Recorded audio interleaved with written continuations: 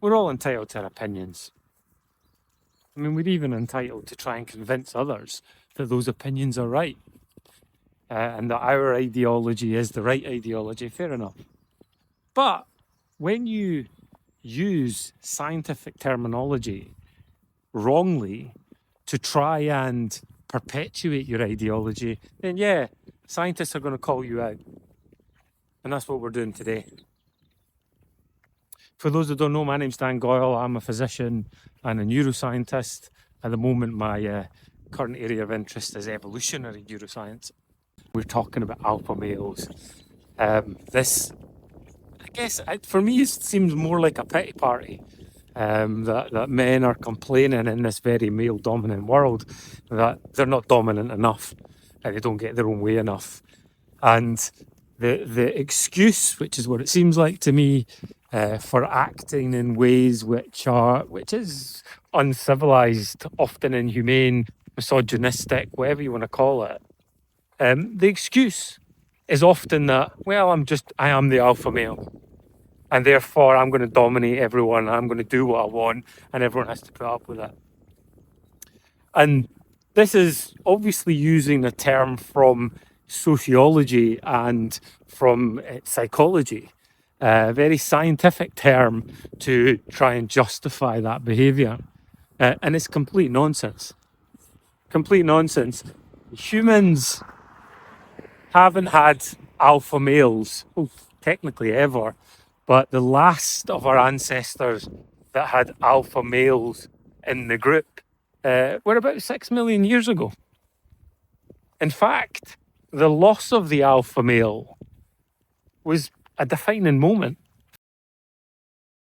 So, alpha males do exist, of course. They're just not human. Classically, gorillas, chimpanzees, wolves, lions, etc. Those animals that occupy a social hierarchy, a reasonably complex one, they do have alpha males often. And what it almost always entails is the physical dominance in order to be able to mate with whatever female they like. So the essence of being an alpha is so strong, so overpowering that no other male wants to take them on, or can take them on, and therefore that male can mate with whatever female they like. The other aspect of this, particularly in primates, if there's an alpha male status, typically once the male has mated with the female or number of females, they have zero interest in the offspring or the mate. There is no partnership developed, there's no relationship developed. The kids may as well be someone else's because the male, the father, has no interest, doesn't feed them, doesn't provide for them in any way. And that was the crucial thing that changed for human evolution. At the time, 6 million years ago in East Africa, where we evolved from, resources were so thin that you couldn't not take an interest in your offspring. Those males, the alpha males, that didn't take an interest in their offspring or their partner, providing for them in some way, protecting them in some way, if they didn't take an interest, they wouldn't survive. Their kids wouldn't survive.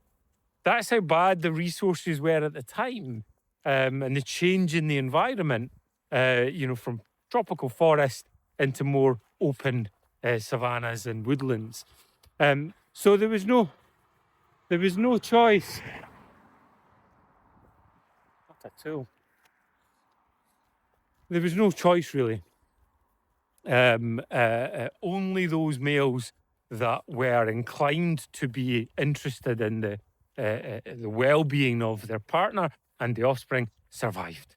And that's what changed, and that was the big shift for us. So you can see my annoyance when they use alpha males and they're trying to kind of bring back this idea that males should be dominant and, effectively women should just be servants to them effectively. They call it a partnership. women stay at home, but they must respond to the will and the urge and the desires of the alpha male. For me, that's complete nonsense. And it's really, and what a lot of this argument comes from is it's really just dudes that want to get their own way, isn't it? If they're hungry, they want to be able to, scoff down a couple of Big Macs. If they've got an itchy butt, they're going to scratch it, whether they're in public or not. And yeah, if they're horny, they want to be able to have sex whenever they want. It's really is just men that have failed to grow up, really. The problem,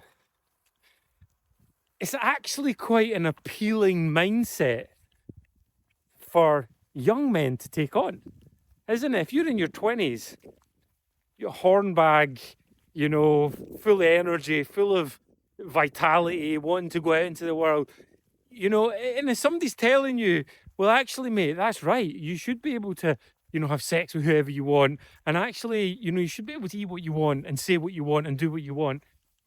It's actually quite appealing for a 20-year-old who finds themselves in that situation.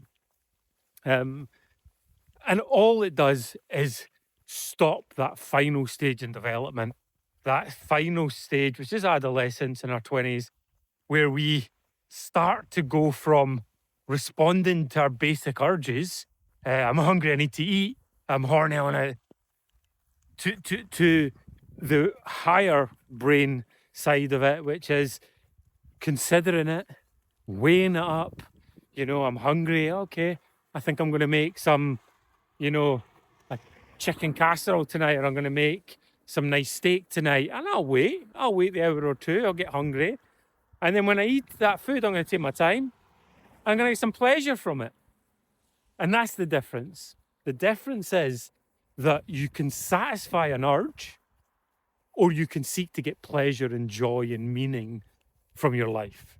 And that requires brain development.